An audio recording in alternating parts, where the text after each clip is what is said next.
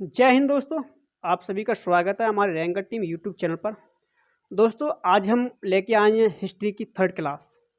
हमारी पिछली 2 क्लास हो चुकी हैं जो हमारे आपको यूट्यूब चैनल पर जाइए और वहाँ हमारे प्ले लिस्ट में सारी की सारी क्लासें मिलेंगी, जिसमें हिस्ट्री की 2 क्लासें पढ़ चुकी हैं, पॉलिटी की 10 क्लासें पढ़ चुकी हैं।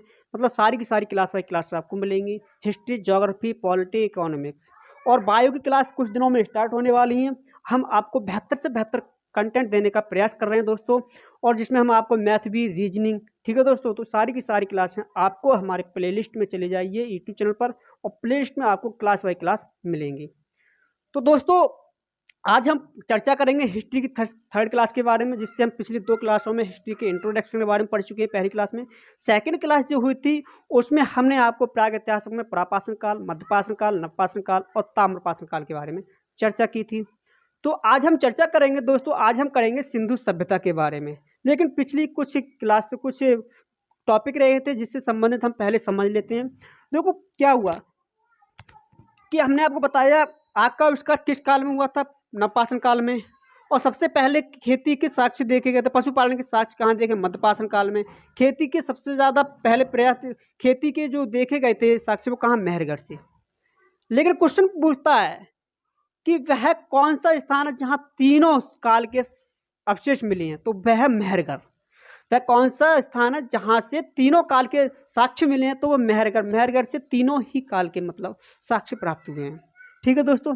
तो एक बात कर रहे हैं मध्यपाषाण काल में। देखो मध्यपाषाण काल से कभी कभी क्वेश्चन बहुत पूछता है, ये कई बार पूछ चुका है कि मध्यपाषाण काल में एक था हमारा दमदमा, दमदम तो कलकत्ता में दमदमा, और एक है मेहदा। मेहदा ये दोनों यूपी में स्थित हैं। कहाँ पर? यूपी में स्थित है। तो क्वेश्चन पूछेगा यूपी में क्वेश्चन पूछेगा कि मध्यपाषाण काल में दमदमा का किसके साक्ष्य मिले थे, या मध्यपाषाण काल में मेहदा से किसके साक्ष्य मिले थे। तो जो दमदमा से साक्ष्य मिले थे वो मिले थे हड्डियों के अवशेष, हड्डियों के साक्ष्य, इसे हम सब भी कह सकते हैं। और इसमें पूछता है मेहदा से प्राप्त हुए थे हड्डियों के औजार, हड्डियों के औजार। देखो समझो, क्वेश्चन पूछेगा कि हड्डियों के औजार वह किस स्थान से मिले थे, तो मेहदा से। आपका उत्तर क्या होगा? मेहदा से।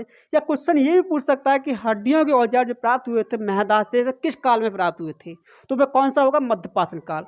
इसी हिसाब से पूछ सकता है कि हड्डियों के साक्ष्य मिले थे वो कहाँ से प्राप्त हुए थे? दमदमा से। दमदमा कहाँ? उत्तर प्रदेश में। और किस काल में? मध्यपाषाण काल में। ठीक है दोस्तों, यहाँ तक तो हमने समझ लिया। ये दोनों क्वेश्चन बहुत ही कई बार पूछ चुका है एग्जामिनर, इसलिए मैंने आपको बताया, पिछली क्लास में बता नहीं चुका। ठीक है, अब एक बात करते हैं। आज हम बात करेंगे सिंधु सभ्यता के बारे में। किसकी चर्चा करेंगे दोस्तों? आज हम सिंधु सभ्यता के बारे में चर्चा करेंगे। तो सबसे पहले पिछली क्लास के लिए बताओ क्या क्या पढ़ा था। नवपाषाण काल में हमने पढ़ा था आग का आविष्कार और गुफा चित्री भित्ति। मध्यपाषाण काल में भी पढ़ा था। इसी हिसाब से धीरे धीरे हम सारी क्लासें मतलब सारे टॉपिक पढ़ लिए थे। तो आज हम पढ़ेंगे सिंधु सभ्यता। सिंधु सभ्यता का जो चर्चा की गई है वो की गई है आदि इतिहास में। आदि इतिहास में इसे हम कहते हैं प्रो हिस्ट्री। प्रो हिस्ट्री जो थी ये लिखित थी या अलिखित थी, तो ये बताइए दोस्तों। देखो ये मैंने आपको पिछली क्लास में बताया लिखित थी। कैसी थी? ये लिखित थी, लेकिन ऐसी लिखित थी जो पढ़ने वाला समझ नहीं सका, मतलब इसे पढ़ा नहीं जा सका, पढ़ा नहीं जा सका। जिसे पढ़ा नहीं जा सका वह कौन सा इतिहास था? आदि इतिहास था। लेकिन बात करते हैं कि इसे किस युग में रखा गया? कांस्य युग में। किसने रखा था? क्रिश्चियन थॉमसन ने।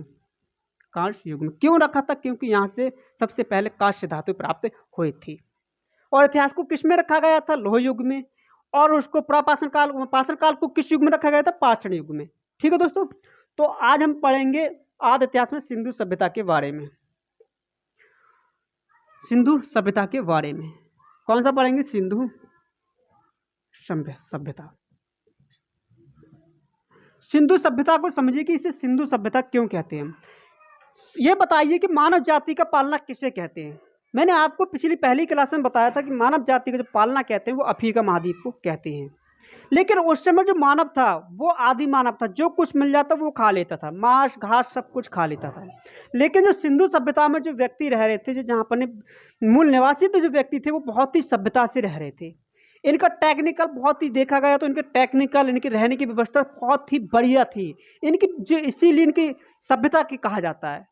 कहते ना है, हम अभी भी कहते हैं कि भाई सभ्यता तुझे है कि नहीं, अच्छी सभ्यता किसी से भी कहते हैं तुझे ये सभ्यता नहीं है, ये वो सभ्यता नहीं है।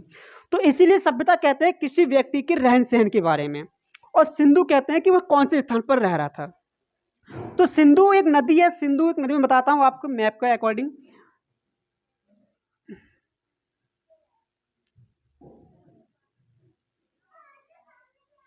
ये हमारा भारत है और ये हमारा पाकिस्तान, पाकिस्तान है ये, ठीक है दोस्तों, ये है पाकिस्तान। यहाँ से एक नदी निकलती है सिंधु नदी। कौन सी नदी निकलती है दोस्तों? एक सिंधु नदी निकलती है, सिंधु नदी। और इसमें कई नदियाँ जुड़ी होती हैं, जैसे सिंधु, वो रावी है, ब्यास है, सतलज है, ये सारी की सारी हिंडन फंडन नदी ये जुड़ी होती है। इनका कारण क्या है नदियों का? सर आप कहोगे कि सर ये बताइए कि ये नदियाँ जुड़ी हैं, लेकिन नदियों का कारण क्या है? सिंधु सभ्यता का कारण क्या है, समझिए पहले। जो जापानी जो घर मिले थे, शहर मिले थे, वो नदियों के किनारे बसे हुए मिले थे। जैसे लोथल है, कालीबंगा, मोहनजोदड़ो, हड़प्पा, ये सारे के सारे मतलब नदियों के किनारे बसे हुए मिले थे।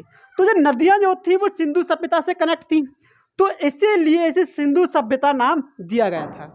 जो नदियाँ थी वो सिंधु नदी से जुड़ी हुई थी, तो इसीलिए इस सभ्यता को कहा गया था सिंधु सभ्यता। इस सभ्यता को क्या कहा गया? सिंधु सभ्यता कहा गया था। ठीक है दोस्तों, अब आपको समझ में आ गया होगा कि इसे सिंधु सभ्यता क्यों कहते हैं। क्यों कहते हैं? क्योंकि शहर प्राप्त हुए तो नदियों के किनारे बसे हुए थे, और नदियां जो थी वो सिंधु नदी के किनारे बसी हुई थी, इसीलिए इस सभ्यता को सिंधु सभ्यता का नाम दिया गया। फिर यहाँ तक तो हमने समझ लिया सिंधु सभ्यता के बारे में। अब बात करते हैं कि इसके सबसे पहले मैसेंजर किसने दिया था, जानकारी किसने दी थी, सर्वेक्षण किसने किया, खुदाई किसने की। ठीक है दोस्तों, क्या क्या प्राप्त हुआ था तो समझो। देखो यहाँ की सबसे पहले बात करते हैं जानकारी। नंबर 1 हमारी जानकारी किसने दी थी सिंधु सभ्यता के बारे में? देखो जानकारी दी थी, कभी कभी इसको इंग्लिश में पूछ लेता है मैसेंजर। मैसेंजर, जो मैसेंजर यानी जानकारी दी थी वो दी थी चार्ल्स मैनसन। मैनसन ने, चार्ल्स मैनसन, चार्ल्स मैनसन ने क्या किया कि सिंधु सभ्यता के बारे में जानकारी दी थी। उन्होंने कहा था कि यहाँ सिंधु, इतनी यहाँ पर सिंधु सभ्यता पाई जाती है। ठीक है, फिर क्या हुआ, इसका सर्वेक्षण भी किया गया था। जब कोई चीज़ प्राप्त होगी तो उसका सर्वेक्षण भी किया जाएगा। तो इसका जो सर्वेक्षण किया था वो किया था कंगनिम ने। सर्वेक्षण, सर्वेक्षण किसने किया था? कंगनिम, कंगनिम थे।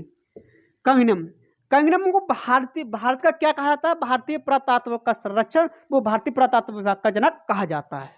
मैंने आपको पिछली क्लास में भी कहा था, लेकिन अब यहाँ बात कर रहे हैं सर्वेक्षण। क्वेश्चन पूछेगा कि सिंधु सभ्यता का सर्वेक्षण किसने किया था? सर्वेक्षण किया था कंगनिम ने, तो कनिंगम। ठीक है, फिर बात करते हैं कि तीसरा पॉइंट है यहाँ पर नहीं, किसका सर्वेक्षण तो किया था, लेकिन इसके नीचे एक अधिकारी था जो खुदाई का अधिकार देता था। तो खुदाई का अधिकार किसने दिया था? खुदाई का अधिकार, देखो खुदाई का जो अधिकार दिया था वो दिया था जॉन मार्शल। एक जॉन मार्शल एक व्यक्ति था, जॉन मार्शल। जॉन मार्शल एक व्यक्ति था, अधिकारी था ये। तो कंगनिम ने कहा था कि आप इतने बीच में आप खुदाई कराइए। इतने बीच में मतलब उन्होंने कहा था कि आप इस स्थान पर खुदाई कराइए। बीच का मतलब बीच में मैं आपको बताऊंगा कि कितने कितने एरिया में निकला था। ठीक है, तो उन्होंने इस स्थान पर खुदाई कराना स्टार्ट कराया। लेकिन किससे कराया खुदाई? जो खुदाई कराई थी वो कराई थी साहनी, दयाराम साहनी। ठीक है दोस्तों, साहनी ने क्या किया था? मैंने उल्टा लिख दिया, खुदाई। खुदाई किसने की थी? साहनी ने, शॉर्ट में लिख दिया मैं साहनी, पूरा नाम है दयाराम साहनी। ठीक है दोस्तों, तो बात करते हैं जानकारी। मैसेंजर किसने दिया था? चार्ल्स मैसेंजर ने। और सर्वेक्षण किसने करा था? इसका कंगनिम ने कराया। लेकिन खुदाई का अधिकारी कौन था? ये खुदाई का जो अधिकारी जो था वो था जॉन मार्शल। और खुदाई किसने की थी? दयाराम साहनी ने।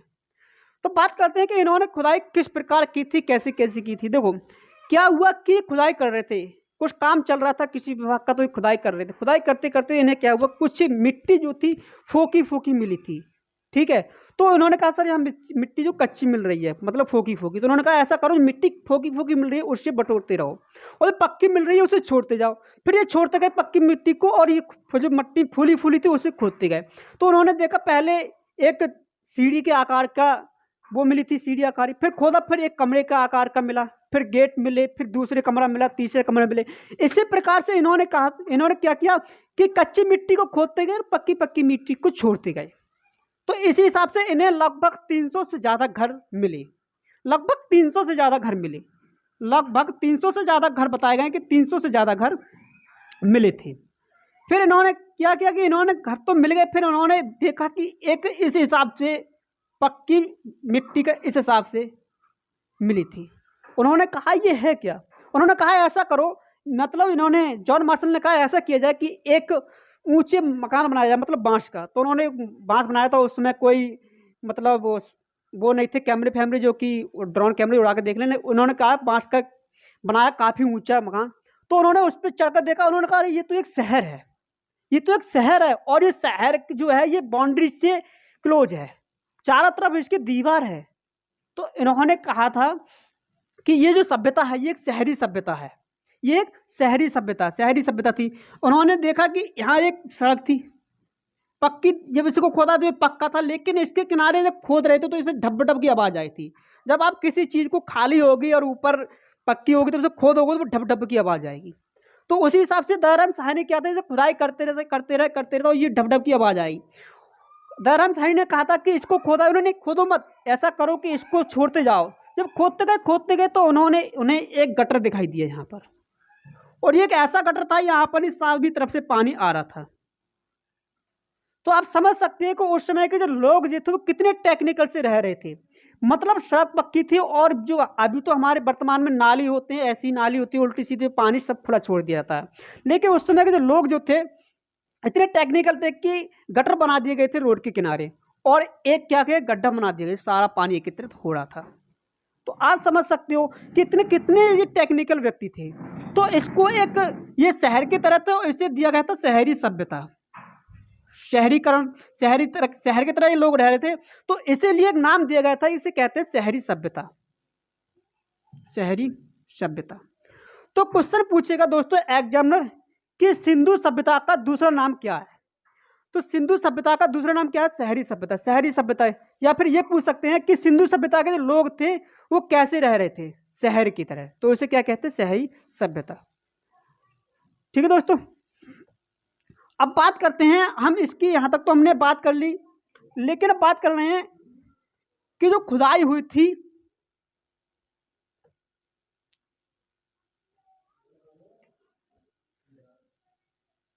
ये था। ठीक है, बात करते हैं इसकी आकृति के बारे में। आकृति के बारे में पहले समझ लेता हूँ कि मैं शहरी के बारे में बताया था। लेकिन वहाँ से कितने घर प्राप्त हुए थे, यहाँ से घर प्राप्त हुए थे वो 300 से ज़्यादा घर प्राप्त हुए थे। कितने, 300 से ज़्यादा, 300 से ज़्यादा घर मिले थे। और ये कैसी सभ्यता थी, ये थी शहरी सभ्यता, शहरी सभ्यता। लेकिन क्वेश्चन पूछेगा कि सिंधु सभ्यता के जो लोग थे उनके जो मकान थे वो कच्ची ईंट के थे या पक्की ईंट के। तो उस समय के जो घर थे वो पक्की ईंट के बने थे। तो वो उस समय के घर कैसे थे, पक्की ईंट के घर जो थे वो पक्की ईंट के बने थे, पक्की ईंट के। ठीक है दोस्तों, तो आपका उत्तर क्या होगा कि उस समय की सिंधु सभ्यता के जो घर थे वो पक्की ईंट के बने हुए थे। ठीक है, यहां तक तो हमने समझ लिया। लेकिन बात करते हैं कि सबसे ज्यादा स्थल कहाँ मिले थे। सबसे ज्यादा जो स्थल मिले थे दोस्तों वो गुजरात में मिले थे। कहाँ, गुजरात में, गुजरात में सर्वाधिक स्थल मिले। गुजरात में क्या मिले थे, गुजरात में सर्वाधिक स्थल मिले थे। अब हम बात करते हैं, यहाँ तक तो हमने समझ लिया कि सिंधु सभ्यता जो जानकारी मिली थी वो किस प्रकार से मिली थी, वहाँ के घर कैसे थे और वहाँ के सभ्यता कैसी थी। अब हम बात करते हैं दोस्तों इसकी आकृति के बारे में। तो सबसे पहले हम बात करते हैं आकृति के बारे में। देखो क्या हुआ, यहाँ पर एक जगह है सुत्का कॉन्डोर बोलते हैं इसे, और जम्मू कश्मीर में एक जगह है मांडा, और महाराष्ट्र में एक जगह है जिसे हम कहते हैं दाइमाबाद, और दिल्ली के किनारे एक जगह है उत्तर प्रदेश में आलमगीरपुर। ठीक है दोस्तों, तो क्वेश्चन पूछेगा आलमगीरपुर। अब ये देखिए कि इसकी आकृति किस हिसाब से दिख रही है आपको। इसको सीधा किया जाए तो ये थोड़ा बच जाता है, तो इसको आपको कैसी आकृति दिख रही है, त्रिभुजाकार। तो क्वेश्चन पूछेगा आपको, आपसे क्वेश्चन पूछ सकता है एग्जामिनर कि सिंधु सभ्यता की आकृति कैसी थी। तो आपको दिख रहा होगा कि सिंधु सभ्यता की आकृति कैसी थी, त्रिभुजाकार। लेकिन क्वेश्चन कभी घुमा के ये भी पूछ लेता है कि सिंधु सभ्यता का सबसे कम विस्तार किस क्षेत्र में हुआ था। तो सिंधु सभ्यता का सबसे कम विस्तार जो हुआ था वो हुआ था पूर्वी क्षेत्र में। पूर्वी क्षेत्र में सबसे कम विस्तार हुआ था। अगर ये पूर्वी क्षेत्र में बढ़ जाता तो इसकी आकृति कैसी हो जाती, चतुर्भुजाकार। तो इसकी आकृति कैसी हो जाती, चतुर्भुजाकार। लेकिन इसकी आकृति क्यों रहेगी त्रिभुजाकार, क्योंकि पूर्वी क्षेत्र में इसका विस्तार कम होने के कारण इसकी आकृति त्रिभुजाकार देखी गई। ठीक है दोस्तों, तो यहाँ तक हमने बात कर ली। अब बात करते हैं कौन कौन से क्षेत्र है ये। एक ट्रिक है सम एड। सम एड से नाम याद रखिए कि सम से कहते हैं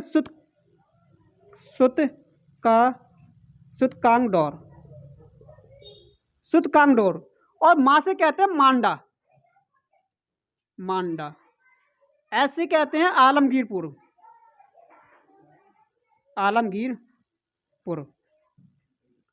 और डी से कहते हैं दाइमाबाद।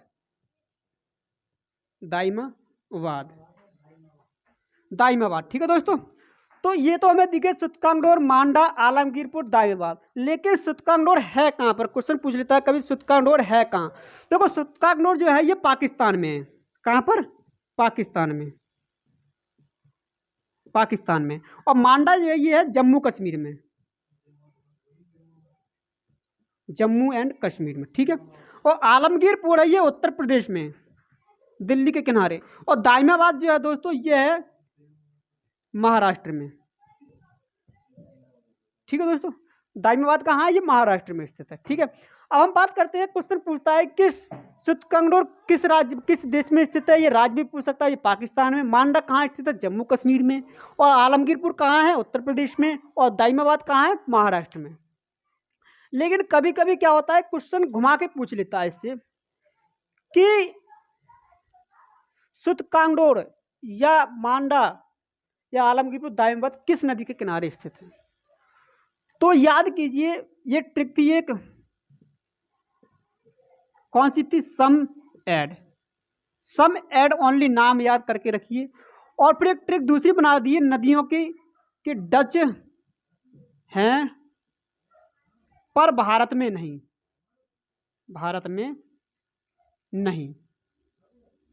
डच हैं पर भारत में नहीं। इसको तो आप भूल जाइए, इसको मत याद कीजिए। आप सिर्फ इसको याद कीजिए, साथ से सुतकांगडोर किस नदी किनारे, यह है डास्क नदी।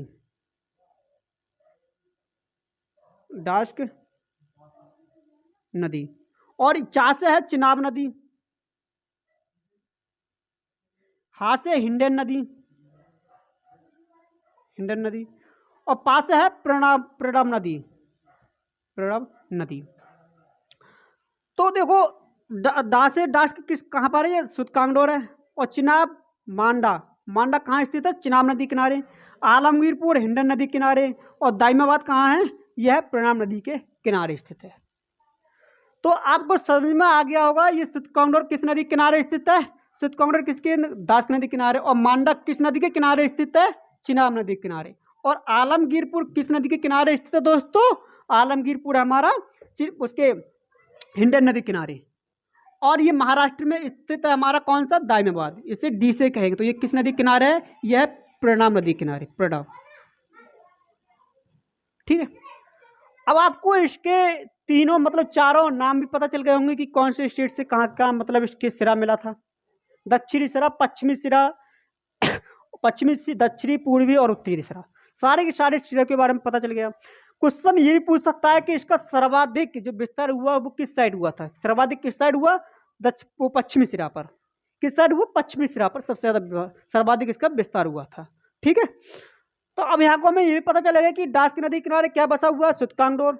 मांडक किस नदी किनारे बसा हुआ है, चिनाब नदी किनारे। और आलमगीरपुर किस नदी किनारे हुआ बसा हुआ है, यह है हिंडन नदी किनारे। और दायमाबाद प्रणाम नदी किनारे। लेकिन एक बात ध्यान रखिए कि दोस्तों ये दायमाबाद जो है ये घुमा के पूछ लेता है क्वेश्चन। क्वेश्चन पूछेगा कि दायमाबाद में किस नदी के किनारे बसा हुआ है, उसमें प्रणाम नदी ना दे करके उसमें आपको देगा गोदावरी। तो यहाँ लिख लीजिए इसका दूसरा नाम गोदावरी है, क्योंकि प्रणाम नदी के किनारे है लेकिन प्रणाम नदी भी गोदावरी में मिल जाती है, तो इसीलिए कहते हैं गोदावरी नदी के किनारे भी दायमाबाद बसा हुआ है। दायमाबाद कहाँ पर है, महाराष्ट्र में। ठीक है, अब यहाँ तक तो हमने समझ लिया, सारे के स्टेट भी समझ लिए, कौन से स्टेट में कौन सा सिरा है और कौन सी नदी के किनारे स्थित है। ये तो बात हो गई हमारी सिंधु सभ्यता के बारे में और उसकी आकृति के बारे में पता चल गया, और कौन से साइड कम विस्तार हुआ है, कौन से साइड इसका अधिक विस्तार हुआ है, ये भी सब पता चल गया। यहाँ तक तो आपको, मुझे शायद आपको कोई दिक्कत नहीं होगी, क्वेश्चन कहीं से भी पूछ लिया एग्जामिनर, आप सभी के सभी बता सकते हो। ठीक है दोस्तों, ये तो हमने समझ लिया, लेकिन अब हम चर्चा अगली क्लास में करेंगे हड़प्पा सभ्यता से स्टार्ट। कहाँ से स्टार्ट करेंगे, हड़प्पा सभ्यता से। लेकिन उससे पहले अब हम बात कर लें कि इसका मतलब त्रिभुजाकार पता चल गया, लेकिन इसका क्षेत्रफल कितना है। इसका क्षेत्रफल है दोस्तों वो 13 लाख वर्ग किलोमीटर। इसका क्षेत्रफल कितना है दोस्तों, 13 लाख वर्ग किलोमीटर है। ठीक है दोस्तों, अब यहाँ तक तो मैंने इसके क्षेत्रफल बता दिया, इसकी आकृति बता दी, सब कुछ बता दिए। तो अब हम कल से दोस्तों स्टार्ट करेंगे इसके ही हड़प्पा सभ्यता से स्टार्ट। हड़प्पा सभ्यता, मोहनजोदड़ो और कालीबंगा, सारे के सारे जो हमारे साक्ष्य मिले उन सभी के बारे में बात करेंगे। ठीक है दोस्तों, तो आज के लिए वीडियो हम यहीं रोकते हैं और अपनी नेक्स्ट क्लास से जुड़ने के लिए आप हमसे जुड़े रहें। ठीक है दोस्तों, जय हिंद साथी।